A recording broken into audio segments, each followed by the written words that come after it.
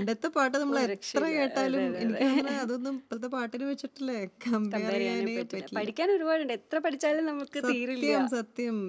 എത്ര ഒട്ടും മറന്നും പോവില്ല മറന്നും എത്ര പോവില്ല. കേട്ടാലും അല്ലേ. എനിക്ക് അതെ തോന്നുന്നു അതെ. നമ്മളൊരു പ്ലേലിസ്റ്റിൽ പണ്ടത്തെ പാട്ടിലായിരിക്കും ഒരുപാട് എപ്പോഴും ഒരുപാട്. എല്ലാരും പ്ലേ ചെയ്യാൻ തീർച്ചയായിട്ടും ആഗ്രഹിക്കുന്നത്. റിപ്പീറ്റ് ചെയ്ത് റിപ്പീറ്റ് കേൾക്കാൻ ചെയ്ത് ആഗ്രഹിക്കുന്ന അതെ അതെ അതെ പാട്ടുകളാണ്. പുതിയ പാട്ടുകൾ ഉണ്ടെങ്കിൽ കൂടിയിട്ട് പഴയ പാട്ടുകളോടൊരു തീർച്ചയായിട്ടും. ഇഷ്ടം ഒരു പിടി അതൊരു മുന്നിലോട്ടാണ്. പ്രത്യേകത അതെ തന്നെയാണ്. അതെ. സൗണ്ടിന് എന്തെങ്കിലും ചെയ്യുന്നുണ്ടോ? എന്തെങ്കിലും എക്സ്ട്രാ കെയർ വല്ലതും കൊടുക്കാറുണ്ടോ? എക്സ്ട്രാ കെയർ ആയിട്ടില്ല. പണ്ട് മുതലേ തണുപ്പിനോട് എനിക്ക് വലിയ പ്രിയമില്ലാത്തത് കൊണ്ടാണ്. ആ ആൾക്കാർ പറയും ഇങ്ങനെ അതിപ്പം പാട്ടുകാരി ഡിസേർട്സ് ആയതുകൊണ്ട്. ഒക്കെ ഉണ്ടാക്കണ ആളാണ്. അതാ ഞാൻ പറഞ്ഞത്, ഉണ്ടാക്കൽ മാത്രമേ ഉള്ളൂ. കൊടുക്കലാണല്ലോ. സത്യം. ആ, അങ്ങനെ തണുപ്പ് ഉം. പുളിയുള്ള സാധനങ്ങളൊന്നും അങ്ങനെ ഉപയോഗിക്കാറില്ല. അതൊക്കെയാണ്. അത് പക്ഷെ പണ്ട് മുതലേ അങ്ങനെയാണ്. ഞാൻ ഉം. പാട്ടിനായിട്ട് വേണ്ടി ചെയ്യുന്നതല്ല. ഉം. ഉം. പണ്ട് മുതൽ എനിക്ക് അത്ര സ്പൈസി ഫുഡ് ഇഷ്ടമല്ല, അത്ര ഉം. പുളിയുള്ള സാധനങ്ങൾ ഇഷ്ടമല്ല. ഉം.